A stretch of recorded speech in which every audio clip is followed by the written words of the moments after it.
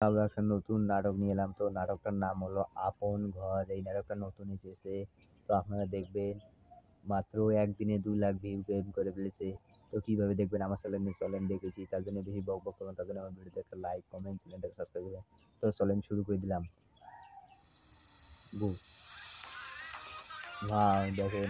আর ওই দেখেন টিভি নিয়ে দেখেন কিভাবে দেখছে সিরিয়ালগুলো। কত ভালো সিরিয়াল টিভিতে দেখছে। এই সর রিমোট দে। সারাদিন কি ফালতু দেখেন সিরিয়াল দেখো? কিভাবে তামাশা সেখানে খেলা আছে। নায়কটা এলো। আরে না খেলো না। আজকে এসে সময় হওয়ার আরবীকে নামক এপিসোড চলতেছে। বকা রাফসানের দিচ্ছে বিয়ে দেখেন। থাকবে মজা হবে। বলছে এগুলো কি এসব বুঝি এগুলো না। কি এসব দেখার ফালতু জিনিস দেখো। সিরিয়াল সে হ্যাঁ? এসব খেলা গেটার দেখবে মার্কা দেখেন। সিরিয়াল না দেখে নিজের ঘরের দিকে তাকাই দেখ। দেখেন কিভাবে লাইভ বকা সিরিয়াল দিল। চলতেছে। 24 টা ঘন্টা। ওয়াও! এটা দেখেন দেখ। খাবার টেবিলে তুই সবাই আমার আছে।